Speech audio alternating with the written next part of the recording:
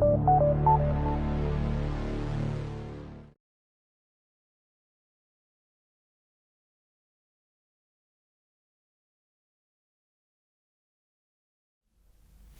it's 100 years since the passing of Ellen White. She's still a significant force and influence within the Seventh-day Adventist Church as one of the co-founders. And I suppose most of Christianity, looking at the Seventh-day Adventist Church from the outside, is saying, isn't it about time you outgrew your prophet? That she was speaking in the context of the 19th century.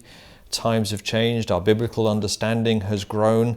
Yes, keep her as a historical work, keep her for the spiritual advice she gave, but isn't it time to move on? Do you think she is still a critically important force today? I happen to think so. And I think so because the issues that she faced and was seeking to address in her day, by way of evangelism, social issues, and so on and so forth, they are still some of those same issues and the same challenges that are what we face today. I think what is also interesting in my reading is that her leadership, there was at times no easy answers. And I think sometimes, as a modern a Seventh-day Adventist 100 years later, sometimes I think we're looking for the easy answers. There were not easy answers back in her day, and there are not easy answers today.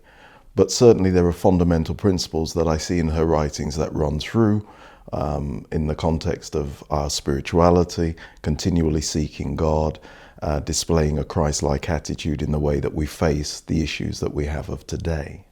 We believe that the only foundation, the only authority for what we believe and what we practice is the Bible. We believe in the so-called sola scriptura principle.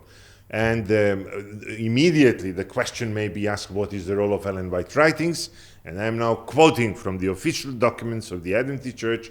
The role of Ellen White writings is to help us to better understand the Bible and put it in practice. Sometimes in human history, when people are not reading the Bible carefully, and this happened many times in human history, and when they miss some of the major themes from the Bible, then God raises messengers or prophets to remind people of some major topics.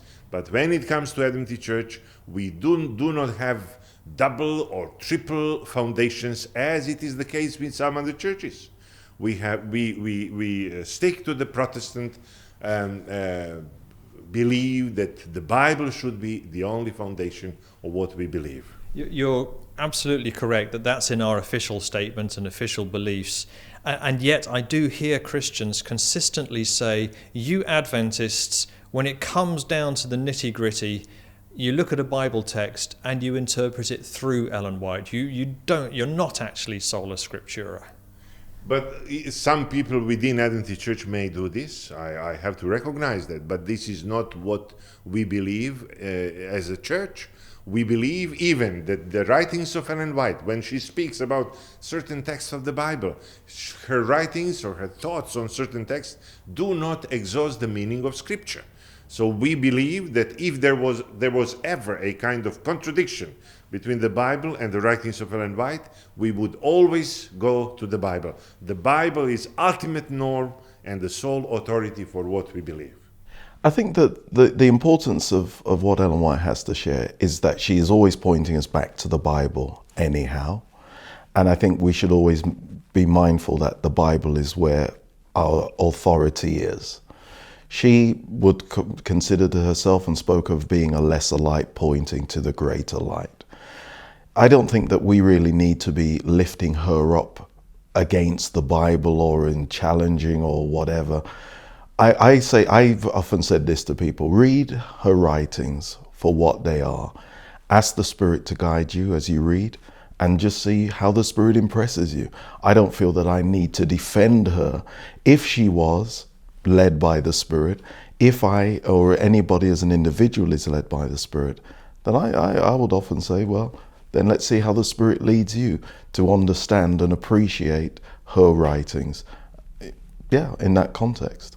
And if you were going to pick up one of her books for the first time, what one would it be? I would recommend, reading The Desire of Ages, the story of Jesus, alongside the scriptures, and just to see the insights that she makes, on the Bible.